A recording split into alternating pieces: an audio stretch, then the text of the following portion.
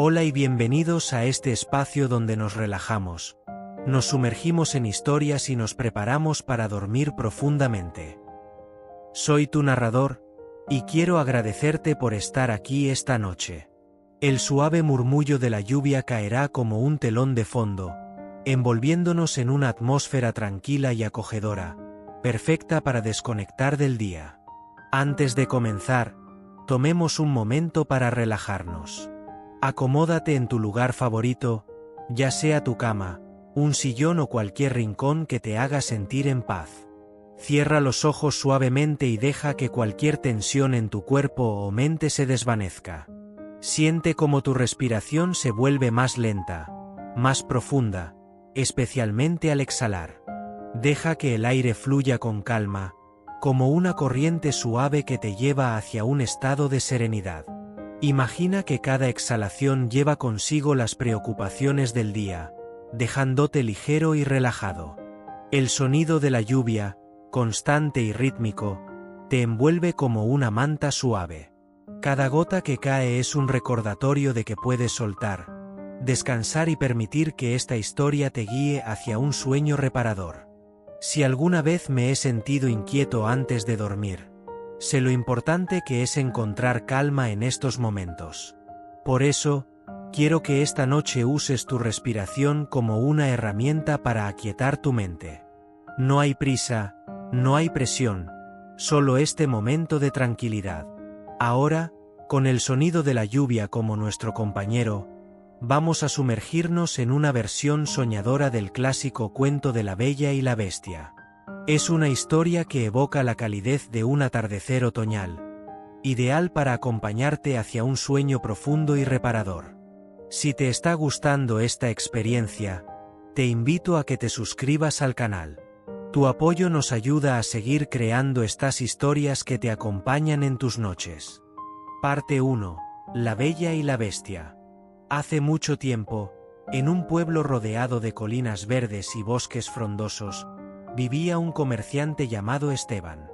Esteban había acumulado una modesta fortuna gracias a su trabajo con caravanas que transportaban especias, telas y joyas desde tierras lejanas. Sin embargo, su vida no siempre fue fácil. Había perdido a su esposa años atrás, y ahora vivía con sus 5 hijos, quienes habían crecido acostumbrados a una vida de comodidad.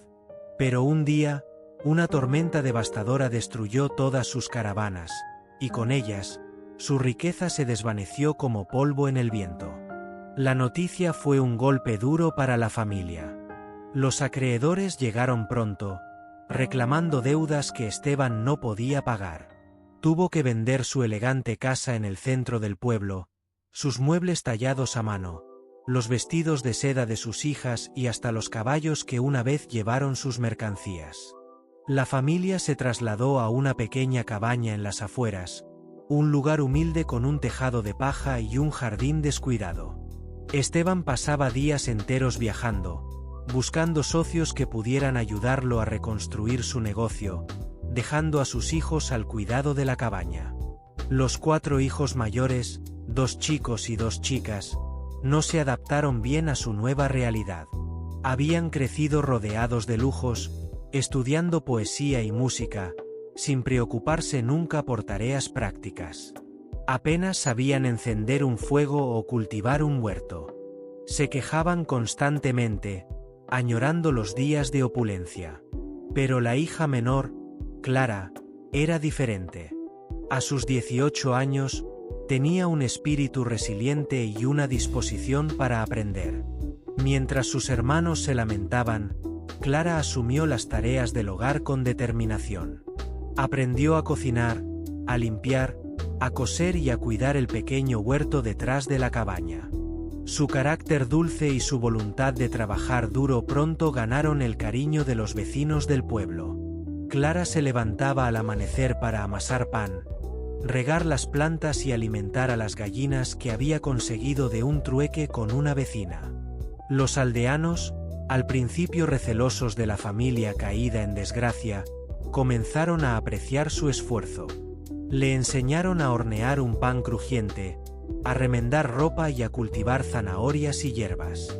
Clara se convirtió en el pilar de la casa, asegurándose de que siempre hubiera comida en la mesa y un fuego encendido cuando Esteban regresaba de sus viajes.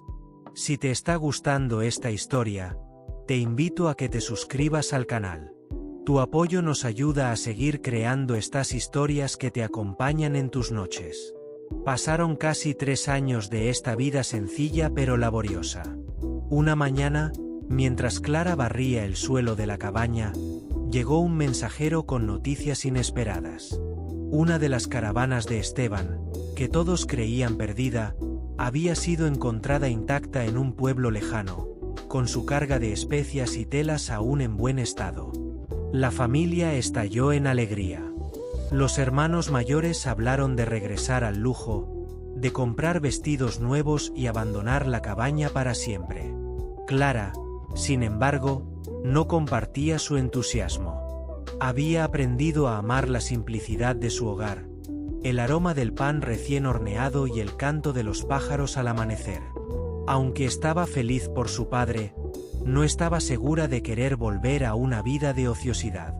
Esteban debía viajar al pueblo donde estaba la caravana, a varios días de distancia, para reclamar su propiedad. Antes de partir, preguntó a cada uno de sus hijos qué regalo querían que les trajera. Los hermanos mayores pidieron cosas extravagantes: vestidos de seda, botas de cuero fino, joyas relucientes y capas bordadas. Clara, pensativa, guardó silencio. Cuando su padre insistió, ella sonrió tímidamente y dijo: «Padre, siempre he querido ver una rosa. No crecen por aquí, y dicen que son tan hermosas como raras. Si pudieras traerme una sola rosa, de cualquier color, sería más que suficiente». Esteban rió ante la modestia de su hija, pero prometió cumplir su deseo. En su interior, decidió que también le traería algo más, quizás un collar o un broche, para complementar la flor.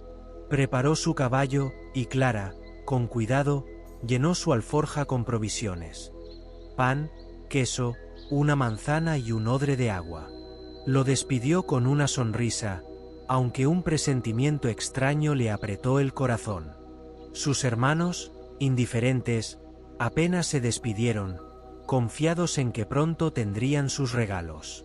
Mientras Esteban cabalgaba hacia el pueblo, lleno de esperanzas de recuperar su fortuna, Clara mantuvo la cabaña en orden. Pero las noticias no fueron las esperadas. Al llegar, Esteban descubrió que sus acreedores ya habían reclamado la caravana. La carga fue vendida para saldar sus deudas, dejándolo con las manos vacías. Desolado, decidió no quedarse en el pueblo. Sin provisiones suficientes ni dinero para los regalos prometidos, montó su caballo y emprendió el regreso bajo un cielo que se oscurecía rápidamente.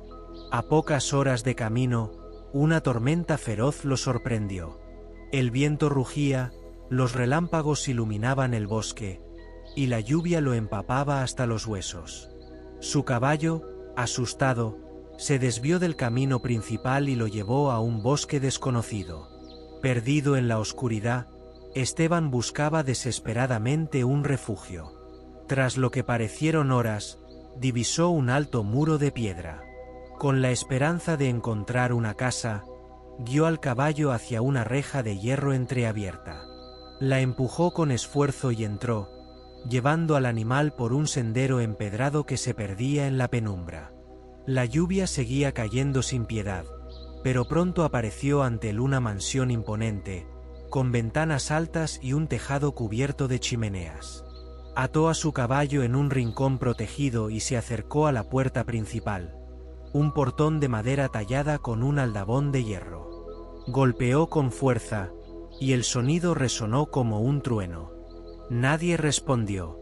Con el frío calándole los huesos, empujó la puerta y entró, tropezando al cruzar el umbral. Se encontró en un vestíbulo grandioso, con escaleras curvas a ambos lados y armaduras que parecían vigilarlo desde las sombras. El silencio era profundo, roto solo por el eco de la lluvia en la puerta entreabierta. Frente a él, Unas puertas dobles de madera dejaban filtrar un resplandor cálido. Tras gritar un tímido hola, sin respuesta, se acercó y empujó las puertas. Entró en una sala acogedora, con un fuego crepitante en una chimenea enorme. Frente a ella, una mesa estaba preparada para una persona, con un plato de comida sencilla, un pan recién horneado, una jarra de vino y un vaso grande. Exhausto y hambriento, Esteban se sentó en un sillón tapizado, esperando al dueño de la casa. Pero nadie apareció. El aroma del pan y la carne asada era irresistible, y su estómago rugía. Finalmente, sucumbió a la tentación. Primero tomó un trozo de pan, luego probó la carne, y antes de darse cuenta, había devorado toda la comida y bebido el vino. El calor del fuego y la saciedad lo envolvieron, y sin querer, se quedó dormido en el sillón, con la carta de la caravana perdida aún en su bolsillo. A la mañana siguiente, despertó confundido. El fuego se había apagado, y la mesa seguía con los restos de su cena. Avergonzado por haber entrado sin permiso, decidió marcharse antes de que el dueño regresara. Cruzó el vestíbulo con cuidado, sintiendo que las armaduras lo observaban. Al salir al patio, la luz del día reveló una mansión aún más imponente. Un edificio rectangular de piedra beige, con dos alas simétricas y ventanas altas que parecían ojos vigilantes. Mientras guiaba a su caballo hacia la reja, notó un jardín descuidado pero hermoso, con una pérgola cubierta de rosales. Al verla, recordó la promesa a Clara. Se acercó a un rosal cargado de rosas rojas, las más bellas que había visto. Con un cuchillo, comenzó a cortarlas, decidido a llevarle un ramo entero a su hija para compensar la falta de otros regalos. Estaba tan concentrado que no escuchó los pasos que se acercaban. De pronto, una sombra lo cubrió.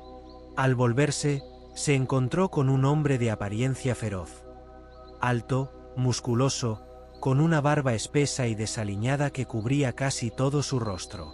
Sus ojos brillaban con furia, y su voz retumbó como un gruñido. ¿Qué haces robando mis rosas? Esteban, temblando, explicó que pensó que la casa estaba deshabitada y que las rosas eran para su hija.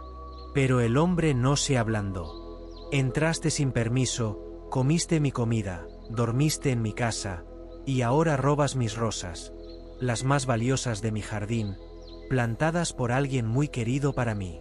Debes pagar por esto. Esteban confesó que no tenía nada que ofrecer. El hombre, tras un silencio, dijo: «Entonces trabajarás para mí en esta mansión hasta saldar tu deuda. O, si no puedes, alguien de tu familia deberá tomar tu lugar. Vuelve a casa, haz los arreglos y regresa en una semana. Si no lo haces, te encontraré». Sin mirar atrás, el hombre se alejó hacia la mansión. Esteban, con el corazón apesadumbrado, montó su caballo y emprendió el regreso, llevando las rosas que había cortado. Durante el viaje, el cielo se despejó, pero su mente estaba nublada. ¿Cómo explicaría esto a sus hijos? ¿Cómo los dejaría solos? Al llegar a la cabaña, sus hijos lo recibieron con entusiasmo, esperando regalos. Pero al abrir las alforjas, solo encontraron las rosas. Clara las tomó con una sonrisa, admirando su belleza, mientras los demás exigían explicaciones. Sentados alrededor de la mesa, Esteban relató su viaje, la pérdida de la caravana, la tormenta, la mansión y el encuentro con el hombre feroz. Cuando mencionó que debía regresar para trabajar o enviar a alguien en su lugar, los hermanos mayores protestaron, preocupados por cómo sobrevivirían sin él. Clara, en silencio, reflexionó. Luego, con voz firme, anunció: «Iré yo». Esteban se opuso, pero Clara argumentó que él era necesario en casa para mantener a la familia. Ella, con sus habilidades domésticas, podría cumplir con las tareas requeridas. Aunque su padre insistió en que no podía permitirlo, La determinación de Clara fue inquebrantable. Era la única solución lógica. Parte 2. La Bella y la Bestia. Clara preparó sus pertenencias con cuidado, colocando la rosa que su padre le trajo entre las páginas de un libro para conservarla. Aunque sentía nervios por dejar su hogar, estaba decidida a enfrentar este desafío. Al amanecer, ella y Esteban partieron hacia la mansión, con un carro tirado por su caballo. El primer día de viaje fue tranquilo, pero el segundo trajo un viento frío que anunciaba el otoño. Cuando divisaron el desvío hacia la mansión, Esteban sintió un nudo en el pecho. Clara, notando su angustia, le sonrió y dijo: «No te preocupes, padre.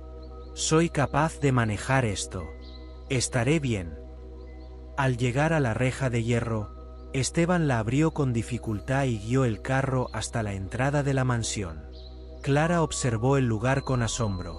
Los jardines salvajes, las altas paredes de piedra y las ventanas que parecían susurrar secretos antiguos.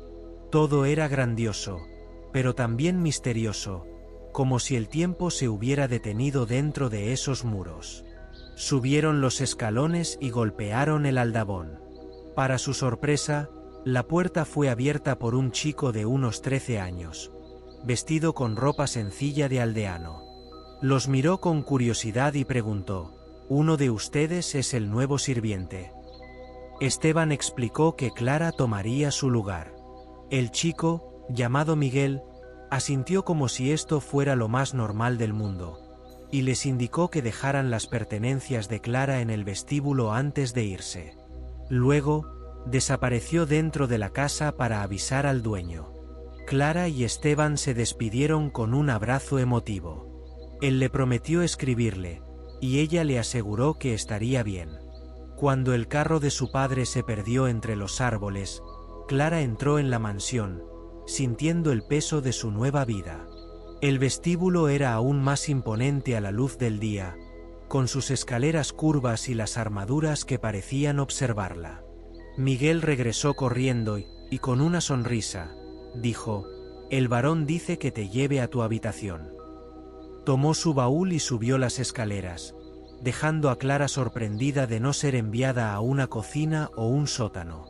La llevaron a una habitación en el ala este, un espacio elegante pero acogedor, con una cama con dosel, cortinas de terciopelo y un pequeño escritorio junto a una ventana. Miguel encendió un fuego en la chimenea y se presentó: «Soy Miguel, ayudo al varón con lo que necesita. Me alegra que estés aquí. A veces esto se siente muy solitario». Clara le agradeció, preguntando cuándo conocería al varón.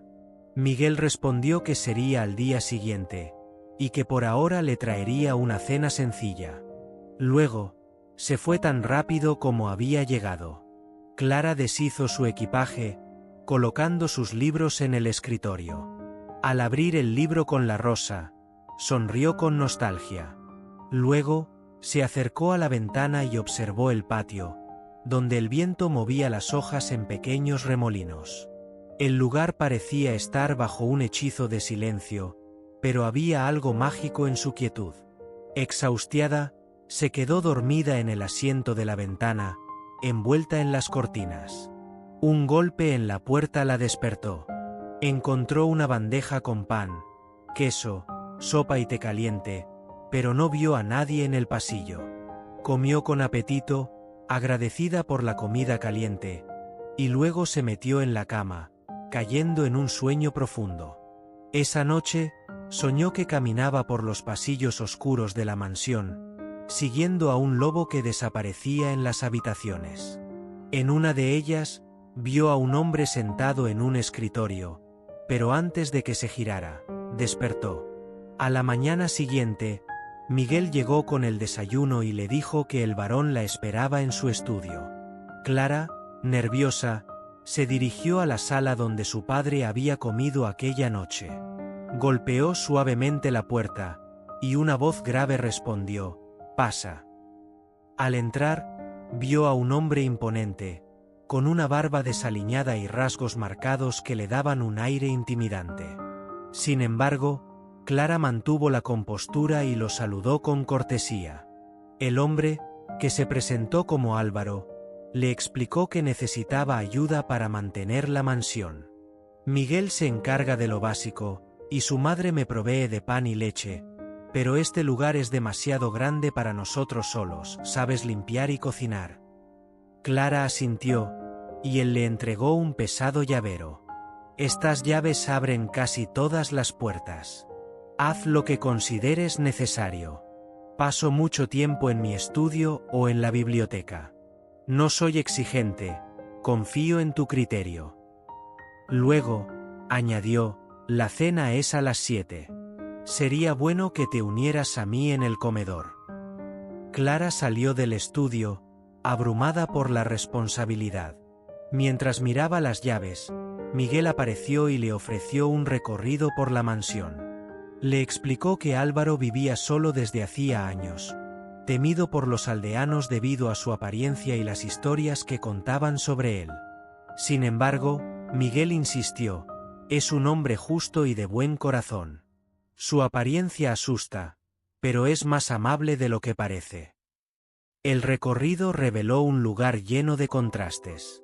Los pasillos estaban llenos de habitaciones cerradas, cubiertas de polvo y telarañas, como si nadie las hubiera tocado en décadas. Pero la biblioteca fue lo que más impresionó a Clara. Era una sala enorme, con estanterías que llegaban al techo, llenas de libros de todos los colores. Rojos, verdes, azules, marrones.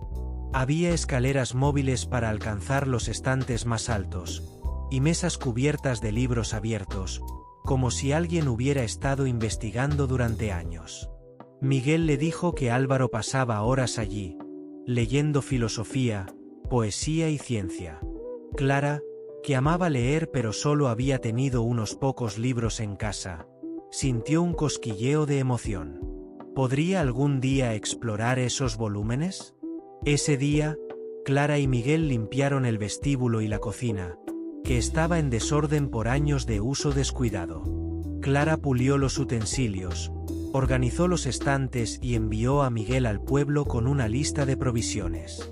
Al preparar la cena, un pollo asado sencillo pero sabroso, sintió orgullo por su trabajo. Antes de ir al comedor, se puso su mejor vestido y se arregló frente al espejo.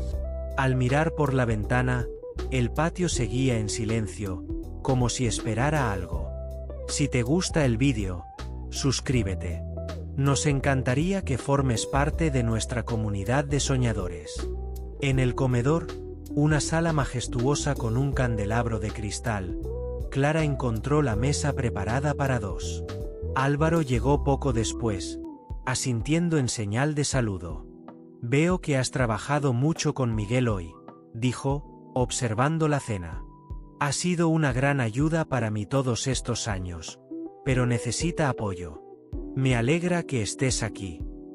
Clara, insegura, asintió. Luego, él añadió, no me llames señor. Solo Álvaro. No soy dueño de nada más que esta casa llena de polvo.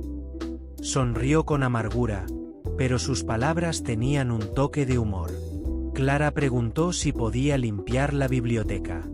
Álvaro asintió, diciendo, siéntete libre de tomar cualquier libro que quieras. Como dijo Cervantes, no hay libro tan malo que no tenga algo bueno. Mi biblioteca es especial. Parece tener cualquier libro que desees. Sorprendida por su amabilidad, Clara lo observó mientras comían en silencio. Por un momento, no vio a un hombre temido, sino a alguien culto y reflexivo. Quizás este lugar no sería tan aterrador como había pensado. Parte 3. La Bella y la Bestia.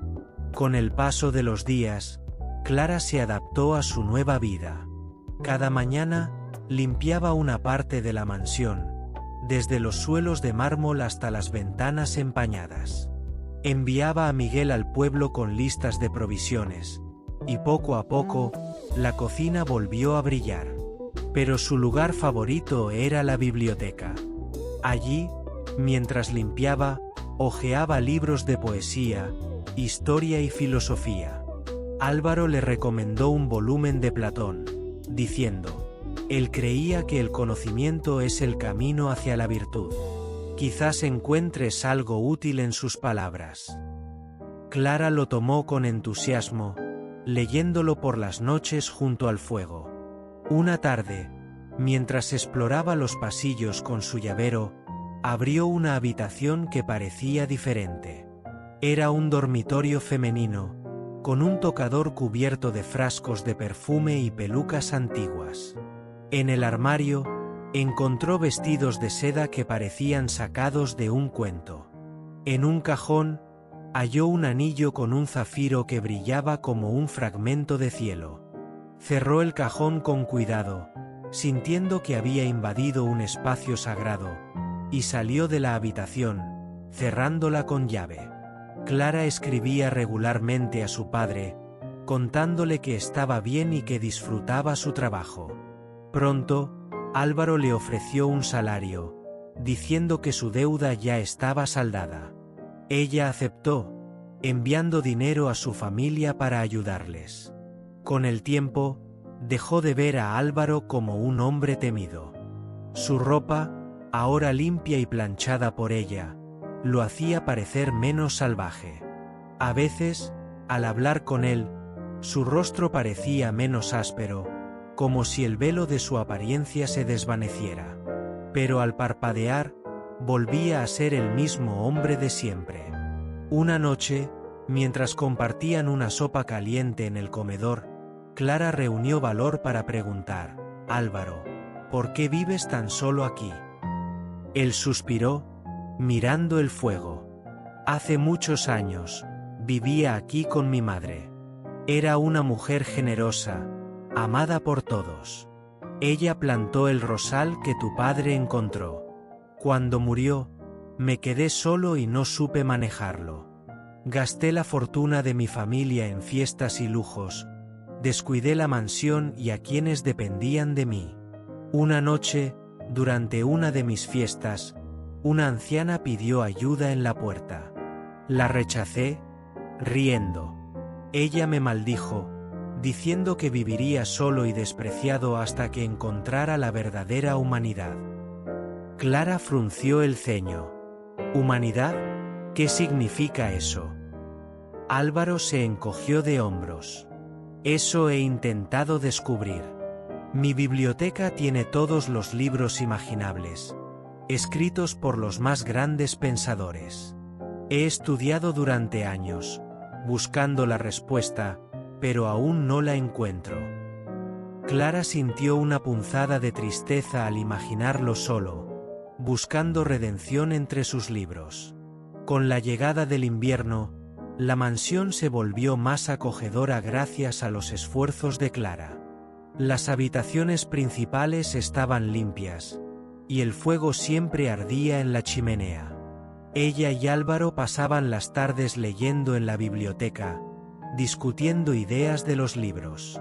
A veces, Clara veía en él a un hombre diferente, no al monstruo que los aldeanos temían. Cuando un mendigo llegó una noche, Álvaro le dio monedas y comida, citando a Aristóteles: la generosidad es dar más de lo que puedes, y el orgullo es tomar menos de lo que necesitas. Clara admiró su bondad, tan distinta a la indiferencia de su pueblo. En primavera, Clara recibió una carta de su padre. Su hermana mayor iba a casarse y la invitaban a la boda. Cuando pidió permiso a Álvaro, él sonrió con tristeza. Por supuesto, debes ir. Toma el tiempo que necesites. Pero al mirarlo, Clara vio de nuevo ese destello de un hombre diferente, no el Álvaro de siempre. Parpadeó, y la visión desapareció. Agradecida, se preparó para el viaje, pero algo en su corazón le decía que extrañaría la mansión. El viaje a su pueblo fue alegre, con el campo floreciendo bajo el sol primaveral. Su familia la recibió con curiosidad, admirando su ropa nueva y el dinero que había enviado. La boda fue sencilla pero hermosa, pero Clara se sentía fuera de lugar. Sus hermanos seguían enfocados en sus propios intereses, y el pueblo le parecía pequeño comparado con la vastedad de la biblioteca de Álvaro. Cuando regresó a la mansión, encontró el caos. Libros desparramados, platos sucios, y a Álvaro desaliñado, como si hubiera olvidado cuidarse. Miguel le confesó que Álvaro había caído en una profunda melancolía desde su partida. Clara restauró el orden en pocos días, y Álvaro recuperó su ánimo. La primavera trajo nueva vida al patio, con el rosal de su madre floreciendo en tonos vibrantes. Clara y Álvaro comenzaron a pasar tardes leyendo bajo la pérgola, mientras Miguel jugaba con amigos en el pueblo. La mansión parecía despertar de un largo sueño. Cuando llegó otra carta invitándola a la boda de su otra hermana, Clara dudó. No quería dejar a Álvaro otra vez. Entonces, tuvo una idea audaz. Le propuso que la acompañara. Álvaro se horrorizó. «¿No has visto cómo me mira la gente?». Pero Clara insistió, diciendo que su pueblo estaba lejos y que nadie lo juzgaría por rumores. Finalmente, él accedió, aunque con reticencia. Clara encargó un traje nuevo para Álvaro, sencillo pero elegante, acorde con la moda actual. El día del viaje, partieron en un carruaje bajo un cielo despejado. Durante el camino, hablaron de libros y filosofía, y Clara sintió que estaba con un amigo, no con el monstruo que otros veían. Al llegar al pueblo, su familia los recibió con sorpresa. Pero pronto, Clara notó las miradas y susurros. Sus hermanos se rieron de Álvaro a sus espaldas, y los aldeanos lo evitaron en la boda. Durante la celebración en la plaza del pueblo, Clara escuchó a dos hombres burlarse. «Puede tener dinero, pero nunca conseguirá una esposa con esa cara». Furiosa, Clara se plantó en el centro de la plaza y alzó la voz. «Pensé que eran buenas personas, pero estaba equivocada. Álvaro es más noble y generoso que cualquiera de ustedes. Lo elegiría como compañero 1000 veces antes que a nadie aquí». El silencio se apoderó de la multitud. Cuando Clara miró a Álvaro, lo vio diferente. Un hombre apuesto, con rasgos armoniosos, sin rastro de la bestia. No importó cuánto parpadeó, la imagen no cambió. Para su asombro, los aldeanos comenzaron a tratar a Álvaro con amabilidad, como si nunca hubieran visto a un monstruo. Fue como si un hechizo se hubiera roto. Clara entendió entonces que la humanidad que Álvaro buscaba no estaba en los libros, sino en el amor y la bondad que había cultivado y que ella había reconocido. Su defensa sincera había roto la maldición. Meses después, Clara y Álvaro se casaron en el patio de la mansión, bajo la pérgola cubierta de rosas. Mientras el sol se ponía y las luciérnagas comenzaban a brillar, Clara miró el anillo de zafiro en su dedo, el mismo que había visto en el dormitorio de la madre de Álvaro. La mansión ya no era un lugar de soledad, sino un hogar lleno de vida y amor. Si te gustó el vídeo, suscríbete. Esperamos acompañarte en muchas más noches de sueños.